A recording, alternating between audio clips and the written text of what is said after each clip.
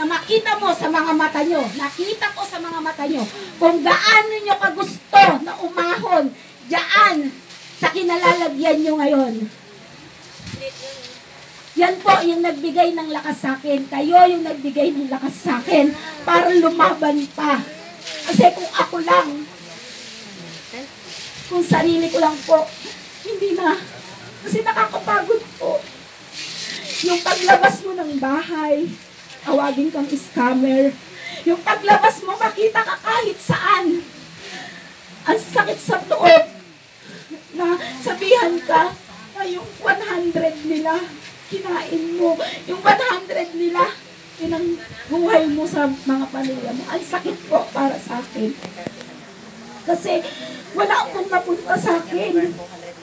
Yun lang pong percentage na nakukuha ko na 10 pesos na halos sa kalsada na po ako tumira. Halos dyan na po ako nabuhay. Kapalit pa rito, may-ari na po ako ng airport. Bakit? Pagbalik ko po ng 28 ngayon, pag alis ko ng 28 sa Mindanao, 29 flight ko po papuntang Cebu. Napakasakit sa loob ko na makita ko yung mga barangay directors na nandyan sila, nagpapakainit. Kasi naranasan ko po yan. Nandyan gumulong ako sa bundok, galing ako ng bundok, gumulong ako pababa. Dahil hindi na kaya ng legs ko. Kasi po mahina talaga yung mga buto-buto ko po ba. Gumulong po ako pabalik sa baba. Kaya sabi ko, napakahirap maging directors, lalo na mga BE. Ang hirap ng kalagayan ng mga directors. Kaya po, nagsumikap ako. Diba, sabi ko, nung tinanggal ako, January 15, tandang-tanda ko yan, hindi ko yan makakalimutan sa buhay ko. January 15, tinanggal po ako.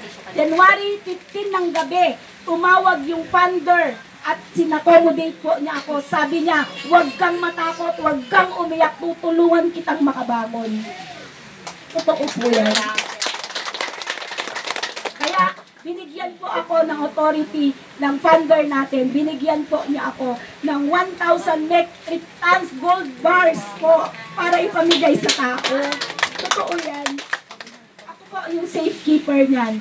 At alam niyo ba kung nasaan lang yung fund na yan? Nasaan lang? Nandito lang po sa Davao City Central Bank.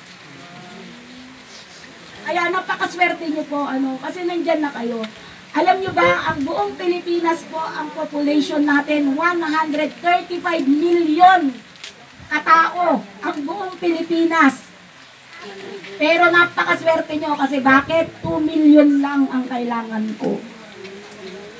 2 million lang po ang kailangan ni Goodheart sa ngayon para sa mga officer. No? Kayo yung i-input namin buong Pilipinas yan. Pero dahil hindi kaya, ibigay agad-agad ang 2 million, nag-accommodate na tayo ng member.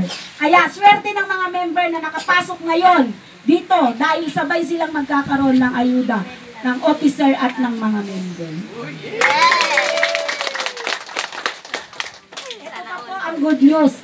Ang ating fund po, kung naalala nyo, sa GMA 7, ipinalabas po yan, no, ng pinaka-head ng HSBC Bank, na merong pondo na dumating sa Pilipinas, May 1. At ang pondong yan na po ang pondo ng Goodheart Philippines Foundation. Nasa HSBC Bank na po. Nasa atin na po, yung unlock certificate, bank certificate, lahat po ng kailangan natin, nasa atin na yan. Kaya please, mga ma'am, sir, no, hindi ko yan kakayanin. Kasi kung tutuusin po, maraming foundation, di ba? Kaya ko man silang kunin yung mga member nila, makiusap ako sa funder nila. O ma'am, yung tao mo ipasok mo sa akin para mabuo ko na yung 2 million. Madali lang man, tama? Madali man lang, kasi 2 million lang eh. Gasino ko na lang, halimbawa, yung sino nakasali dito sa Maharlikan Groups of Company, yung mga unang organization, Maharlika, yung BBMII. Oh.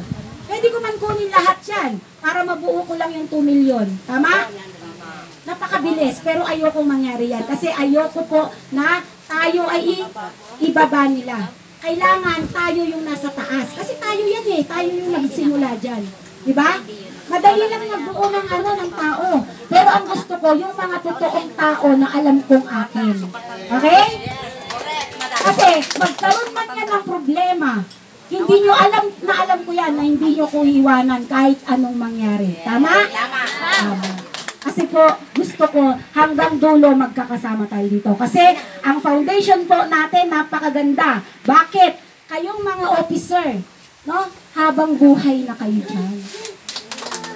Hindi kayo pwedeng palitan unless gumawa ka ng hindi maganda. Okay? Pag hindi mo na kaya yung trabaho mo, may anak ka man. Nandyan yung anak mo, ipasa mo sa kanya yung iyong trono. Okay? So, yan po yan.